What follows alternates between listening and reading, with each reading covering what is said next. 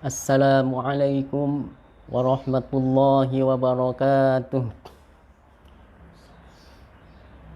Alhamdulillahi rabbil alamin. Al-hayyil qayyumil mudabbiri li jami'il makhluqin. Wassalatu wassalamu ala sayyidina Muhammadin ashrafil mursalin. Wa ala alihi wa ashabihi at-tayyibin at-tahirin. Allahumma la sahla illa ma ja'altahu sahla wa anta ya hayyu ya qayyum taj'alul hazna idha syi'ta sahla. Allahumma dhakkirna ma nasina wa 'allimna ma jahilna wa zidna ilma. Allahumma arzuqna al-ikhlasa fin niyyati wal qawli wal 'amal. Qala al-muallif rahimahullah وبهذا أنهى المصنف الكلام على الشهادة الأولى والشرح لها ثم بدأ الكلام على الشهادة الثانية. Setelah pengarang menyelesaikan pembahasan dan penjelasan tentang syahadat yang pertama, beliau memulai penjelasan tentang syahadat yang kedua. Faqala wa ma'na syahadati tsaniyah wa hiya ashhadu anna Muhammadar Rasulullah sallallahu alaihi wasallam a'lamu wa a'taqidu wa usaddiqu wa udh'inu biqalbi wa a'tarifu bilisani anna Muhammad ibn Abdillah ibn Abdil Muttalib ibn Hashim ibn Abdi Manaf al-Qurashi Abdullah wa rasuluhu ila jami'il khalq. Makna wa ashhadu anna Muhammadar Rasulullah, aku mengetahui, meyakini dan mengakui bahwa Muhammad bin Abdullah bin Abdul Muttalib bin Hashim bin Abdi Manaf al-Qurashi adalah hamba Allah dan utusannya kepada segenap makhluk. A'lamu wa a'taqidu, aku mengetahui dan meyakini. Wa usaddiqu wa udh'inu biqalbi, membenarkan dan menerima dengan hati. Ini artinya kalimat asyhadu adalah mengandung makna a'lamu wa a'taqidu wa usaddiqu wa udh'inu biqalbi. Artinya aku mengetahui, aku meyakini, aku membenarkan dan aku menerima dengan hati. Wa a'tarifu bilisani, dan aku mengakui dengan lisanku. Anna Muhammad ibn Abdillah ibn Abdil Muttalib ibn Hashim ibn Abdi Manaf al-Qurashi Abdullahi wa rasuluhu, bahwasanya Muhammad bin Abdullah bin Abdul Muttalib bin Hashim bin Abdi Manaf al-Qurashi adalah hamba Allah dan utusannya dan rasulnya kepada segenap makhluk. Abdullahi wa rasuluhu ila jami'il khalq min insin wa jin. Muhammad bin Abdullah bin Abdul Muttalib bin Hashim bin Abdi Manaf. Kalau mau dilanjutkan sebagaimana disebutkan nasab beliau sampai Adnan dalam kitab Al-Qaulul Jali ini, Ibni Qusay bin Qusay, Ibni Kilab, Ibni Murrah, Ibni Murrah ibni Ka'b ibni Lu'ay ibni Ghalib ibni Fihr ibni Malik ibni Nadr ibni Kinanah ibni Khuzaimah ibni Mudrikah ibni Ilyas ibni Mudhar ibni Nizar ibni Ma'ad ibni Adnan. Ini adalah nasab beliau sampai kepada Adnan. Al-Qurashi yaitu dari suku Quraisy. Ail mansubi ila asyrafi qabailil Arab Quraisy. Yaitu dari suku Quraisy, yang mana suku Quraisy ini adalah suku Arab yang paling mulia. Di antara bangsa Arab ada suku-suku, kabilah-kabilah, dan yang paling mulia di antara mereka, yang paling terpandang jika mereka memiliki satu pendapat, jika mereka mengatakan tentang sesuatu, maka itulah yang dijadikan sebagai rujukan di kalangan bangsa Arab. Selain mereka juga adalah orang-orang yang memiliki harta dan kekayaan. Maka disebut suku Quraisy ini adalah suku yang paling terpandang, yang paling mulia di kalangan bangsa Arab. Rasulullah sallallahu alaihi wasallam dilahirkan dari kalangan bangsa Arab dan suku Quraisy. Dari suku Quraisy ini. Dalam hadis yang diriwayatkan oleh Imam Tirmidzi, Rasulullah sallallahu alaihi wasallam bersabda, "Innallaha astafa Quraisyan ala sa'iri Kinanah, wastafa min Quraisyin Bani Hashim, wastafani min Bani Hashim." Artinya beliau adalah berasal dari suku Quraisy, dari keturunan Kinanah, dan dari bangsa Arab. Maka wajib kita mengetahui dari nasabnya Nabi kita Muhammad sallallahu alaihi wasallam adalah bahwasanya beliau bernama Muhammad bin Abdullah Al-Arabi, yang diutus kepada kita semuanya sebagai umat akhir zaman. Adalah nabi yang menutup kenabian para anbiya sebelum beliau. Beliau bernama Muhammad bin Abdullah Al-Arabi. Bernama Muhammad, putra dari Abdullah, berasal dari bangsa Arab. Sebagaimana tadi sudah disebutkan nasab beliau ya sampai kepada Adnan. Ya, Adnan yang termasuk di antara keturunan dari Nabi Ismail. Para ulama bersepakat ijma' bahwasanya nasab beliau dari ayah beliau sampai kepada Adnan ini semuanya sudah disepakati oleh para ulama. Adapun dari Adnan kepada Nabi Ismail ke atas kepada Nabi Ibrahim, ada khilaf, perbedaan pendapat para ulama. Ada beberapa versi, sehingga yang disebutkan di sini hanyalah kepada sampai pada Adnan saja. Dan ya, sebagaimana kita ketahui bersama bahwasanya jika disebutkan Arab sekarang ini, ya mereka antara Adnaniyin atau Qahtaniyin. Ya, maka Nabi kita Muhammad sallallahu alaihi wasallam ini adalah termasuk dari bangsa Arab, berasal dari bangsa Arab, keturunan dari Adnan. Nabi Muhammad sallallahu alaihi wasallam adalah putra Abdullah dan berasal dari bangsa Arab. Beliau sukunya adalah suku Quraisy, dan dari suku Quraisy itu ada namanya Bani Hashim. Beliau terlahir dari keluarga Bani Hashim ini, sebagaimana tadi disebutkan dalam hadis yang diriwayatkan oleh Imam At-Tirmidzi.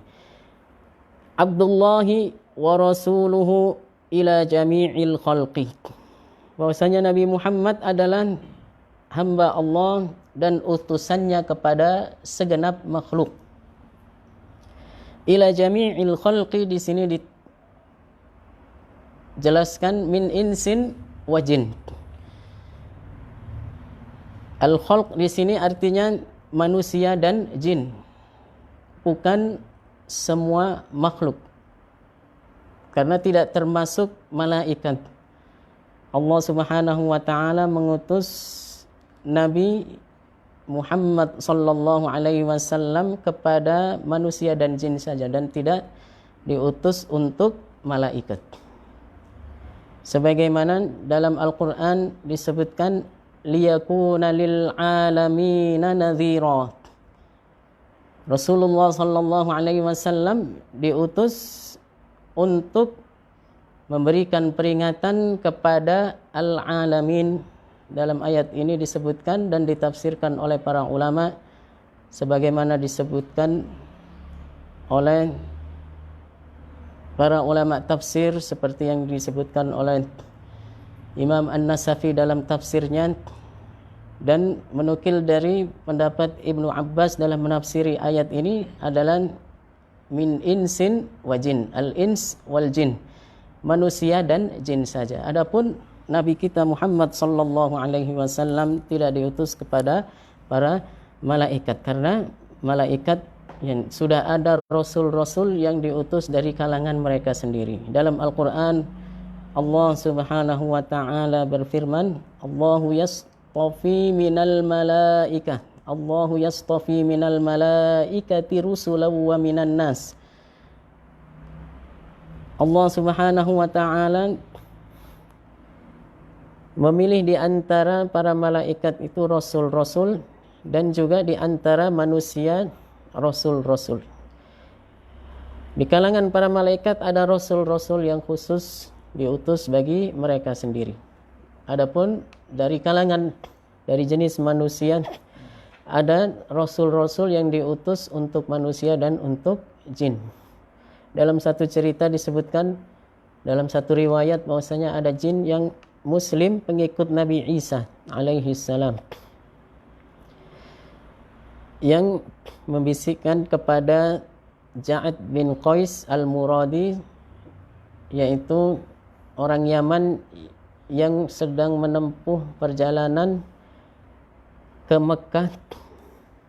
Di tengah perjalanan mereka bermalam di suatu tempat dan saat bermalam itu Ja'ad bin Qais mendengar bisikan dari jin Muslim pengikut Nabi Isa mengatakan, ala ayyuhar raqbul mu'arrisu ballighu idza ma wasaltum lil hatimi wa zamzama Muhammadanil mab'utsa minna tahiyatan tushayyi'uhu min haitsu sara wa yammama wa qulu lahu inna lidinika syi'atun bidzalika awsanal masih ibnu maryam.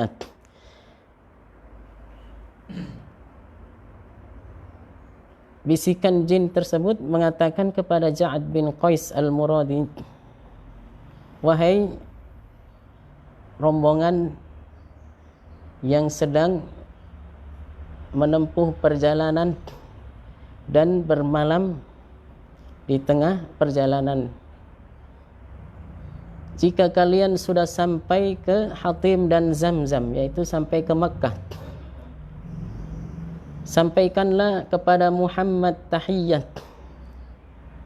yang menyertainya kemanapun dia pergi, kemanapun dia menuju, dan katakanlah kepada Muhammad bahwasanya ini adalah wasiat yang disampaikan oleh Al-Masih ibnu Maryam, Nabi Isa bin Maryam alaihi salam kepada kami sebagai pengikutnya. Berarti ada di kalangan jin yang masuk Islam. Dan dari sini juga bisa kita pahami bahwasanya meskipun risalah yang disampaikan, wahyu yang disampaikan oleh malaikat Jibril sebagai aminil wahyu yang dipercaya untuk menyampaikan wahyu, yang bertugas untuk menyampaikan wahyu kepada para anbiya, para rasul, meskipun dalam nas wahyu dan risalah mereka bertugas untuk menyampaikan dakwah kepada kaumnya saja, akan tetapi tidak menutup kemungkinan bagi mereka untuk menyampaikan dakwah juga kepada selain kaum mereka. Dalam hadis Rasulullah sallallahu alaihi wasallam bersabda, "Wa kana an-nabiyyu yub'atsu ila qaumihi khassah wa bu'istu ila an-nasi kaffah." Dalam hadis ini Rasulullah bersabda, "Wa kana an-nabiyyu yub'atsu ila qaumihi khassah," diutus untuk kaumnya. Ini maksudnya adalah nas, wahyu yang disampaikan oleh malaikat Jibril kepada mereka. Bahwasanya mereka diutus kepada kaumnya.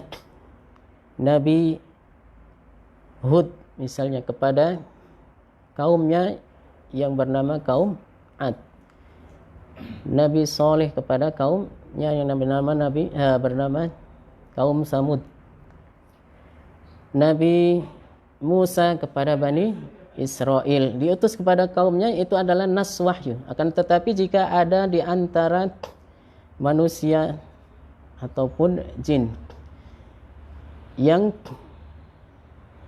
menerima ajaran mereka, maka atau terjadi kemungkaran misalnya di suatu tempat yang mana itu di luar kaumnya, bukan berarti mereka diam, tetapi mereka juga menyampaikan dakwah dan ajaran Islam, agama Islam kepada mereka. Pendekatannya misalnya jika kita diutus ke suatu desa oleh guru kita, misalnya siapa, Ustadz Iman, mengajar di Flores, ya dari Flores, bukan berarti yang hanya mengajar di Flores saja. Seandainya diundang kemana, ke Bima, ke Dompu, atau ke Lombok, ya, maka ya tidak berarti saya ditugaskan hanya di Flores, saya nggak boleh ke selain Flores, bukan begitu. Tapi juga ya mengajar di tempat yang lain. Begitu juga para anbiya, meskipun nas yang disampaikan, nas wahyunya adalah kepada kaumnya khusus, bukan berarti itu yang membuat mereka tidak menyampaikan dakwah kepada selain kaumnya, tetapi di luar kaumnya juga disampaikan dakwah kepada mereka. Jika bertemu di suatu tempat dengan orang-orang yang bukan dari kaumnya, maka mereka juga menyampaikan dakwah dan ajaran Islam kepada mereka itu. Adapun nas yang disampaikan oleh malaikat Jibril sebagai wahyu dari Allah kepada Nabi Muhammad sallallahu alaihi wasallam adalah lil alamin, untuk semua manusia. Maka dalam hadis tadi beliau bersabda, wa bu'istu ilan nasi kafatan, dan aku diutus untuk semua manusia, tidak hanya khusus pada bangsa Arab saja. Jangan seperti yang dipahami oleh sebagian orang yang hanya baca-baca buku atau baca-baca hadis sendiri, tidak talaki, tidak belajar kepada guru, sehingga memahami seperti itu. Ya, Nabi Muhammad itu hanya diutus untuk orang Arab saja katanya. Ya, atau mereka yang tidak mau menerima dakwahnya Nabi Muhammad sehingga mengambil alasan dan mencari-cari dalih seperti itu. Ya, Nabi Muhammad tidak hanya diutus untuk kaum Arab atau bangsa Arab saja, akan tetapi juga diutus untuk semua manusia, bahkan diutus untuk ya pada kalangan jin juga. Adapun dari kalangan malaikat, maka sudah ada rasul yang diutus di kalangan mereka sendiri, dan tidak diutus nabi atau rasul dari kalangan manusia untuk para malaikat. Sebagian ulama berpendapat juga bahwasanya Nabi Muhammad juga diutus untuk para malaikat sebagai rasul juga kepada para malaikat. Akan tetapi risalah beliau untuk para malaikat itu bukan risalatu inzar, bukan risalah untuk memberikan peringatan kepada mereka karena mereka sudah ingkar dan kafir kepada Allah, karena para malaikat semuanya taat kepada Allah. Meskipun mereka punya ikhtiar, punya masyiah, punya keinginan, tapi tidak pernah mengarahkan keinginannya, masyiahnya, ikhtiarnya kecuali kepada ketaatan kepada Allah Subhanahu wa taala. Sebagaimana disebutkan dalam Al-Qur'an tentang sifat para malaikat, la ya'sunallaha ma amarahum wa yaf'aluna ma yu'marun. Mereka tidak pernah berbuat maksiat sekalipun kepada Allah Subhanahu wa taala terhadap apa yang diperintahkan oleh Allah kepada mereka. Dan mereka senantiasa menjalankan apa yang Allah perintahkan kepada mereka, taat dan patuh serta tunduk kepada Allah Subhanahu wa taala. Maka sebagian ulama berpendapat bahwasanya risalah yang disampaikan kepada para malaikat oleh Nabi, jika Nabi itu juga diutus untuk para malaikat, adalah risalatut tasyrif, risalah untuk pemuliaan terhadap mereka, bukan peringatan bagi mereka, karena mereka semuanya adalah hamba-hamba Allah yang beriman, hamba-hamba Allah yang taat, dan tidak ada satupun dari para malaikat yang kafir terhadap Allah Subhanahu wa ta'ala, sebagaimana disampaikan atau sebagaimana disebutkan oleh Imam As-Suyuti, bahwasanya beliau berpendapat para nabi itu diutus juga untuk para malaikat, tapi risalahnya bukan risalatu inzar, bukan risalah inzar, bukan risalah yang untuk memberikan peringatan, karena mereka sudah berbuat kemungkaran. Tetapi risalahnya adalah risalatut tasyrif, risalah untuk pemuliaan terhadap mereka. Adapun dari kalangan manusia dan jin ada yang kafir, ada yang berbuat kemungkaran kepada Allah Subhanahu wa ta'ala, berbuat kemungkaran, maka Nabi dan Rasul yang mendapatkan wahyu dari Allah diutus kepada manusia ataupun jin adalah untuk memberikan peringatan, menyampaikan peringatan kepada mereka agar mereka kembali ke jalan yang benar, memeluk agama Islam, agama yang hak yang diridhai oleh Allah Subhanahu wa ta'ala. Qala al-muallif rahimahullah wa yatba'u dzalika ay yatba'ul imana bi risalati sayyidina Muhammad sallallahu alaihi wasallam i'tiqadu annahu wulida bi Makkah. Diikuti keyakinan bahwa Muhammad sallallahu alaihi wasallam lahir di Makkah. Wa ummuhu hiya Aminatu bintu Wahbin min Bani Zuhrah min Quraisy.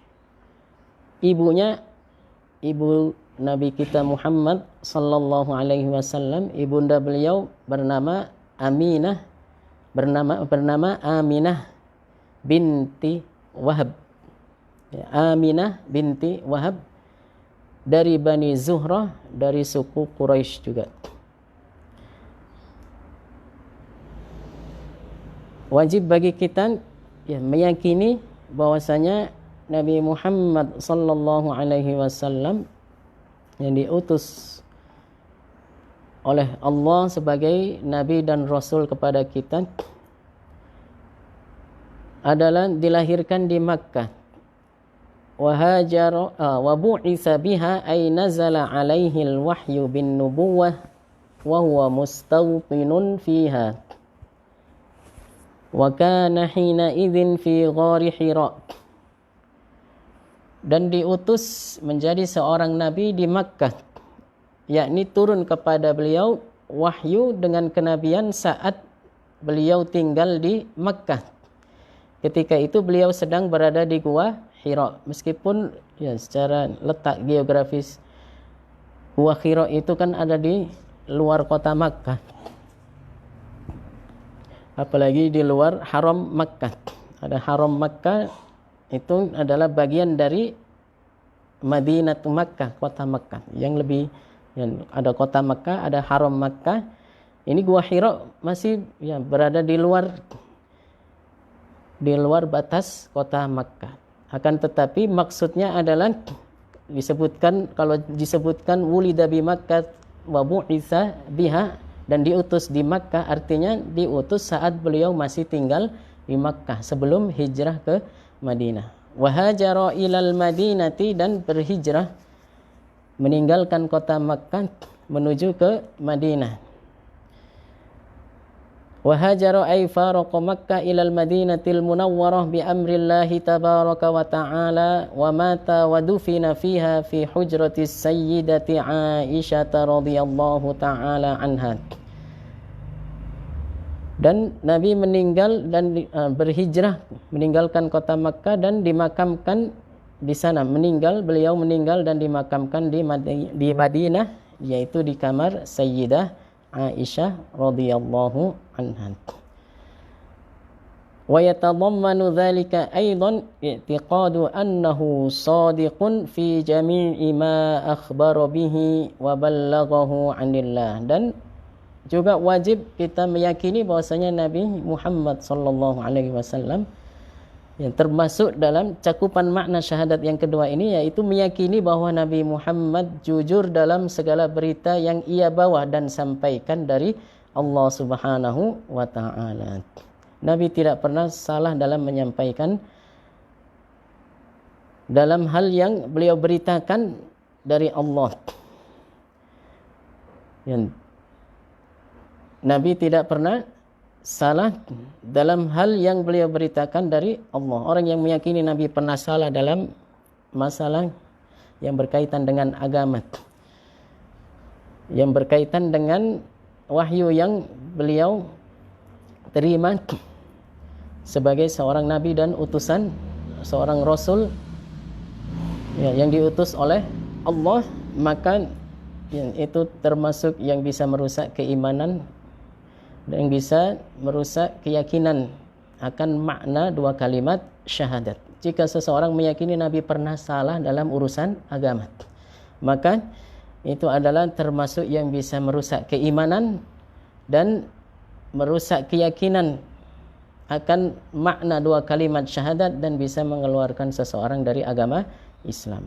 InsyaAllah penjelasan tentang keyakinan bahwasanya Nabi itu jujur dalam semua yang beliau sampaikan, yaitu berupa wahyu yang beliau terima dari Allah melalui malaikat Jibril sebagai utusan Allah, sebagai malaikat yang ditugaskan oleh Allah untuk menyampaikan wahyu kepada para anbiya, para rasul. Beliau tidak pernah salah menyampaikan itu. Rasulullah sallallahu alaihi wasallam dalam urusan agama tidak pernah salah dalam menyampaikan apa yang beliau terima yang berupa wahyu dari Allah Subhanahu wa ta'ala. Dalam Al-Qur'an Allah Subhanahu wa ta'ala berfirman, "Wa ma yantiqu 'anil hawa in huwa illa wahyun yuhan."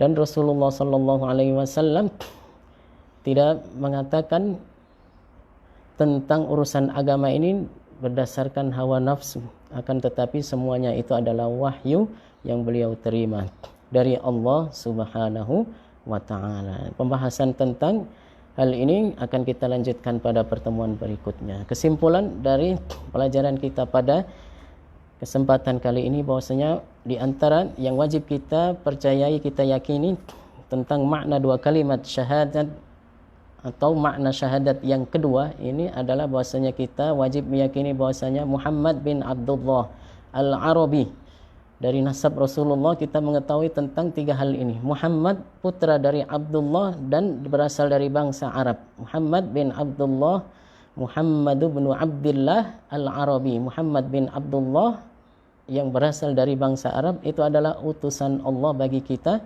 kepada segenap makhluk, yaitu maksudnya adalah kepada manusia dan jin. Dan beliau dilahirkan di Makkah serta diutus menjadi nabi dan rasul saat beliau masih tinggal di Makkah. Kemudian dalam perjalanan hidup beliau diperintah oleh Allah untuk hijrah meninggalkan kota Makkah dan berhijrah pindah ke kota Madinah, kota Yathrib dulunya. Kemudian setelah beliau hijrah ke sana dirubah namanya menjadi Al-Madinatul Munawwarah, dan sampai wafat beliau masih menetap dan tinggal di Madinah sehingga beliau dimakamkan di sana di hujrah Sayyidah Aisyah radhiyallahu anha.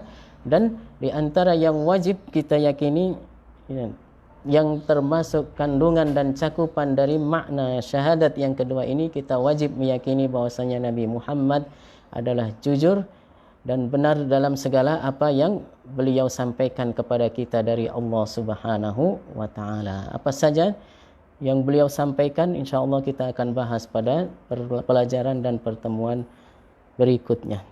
Mari kita tutup taklim kita pada pagi hari ini dengan baca kalimat tahlil dan salawat. La ilaha illallah. Allahumma salli ala sayyidina Muhammad wa ala alihi wa sahbihi wa sallim.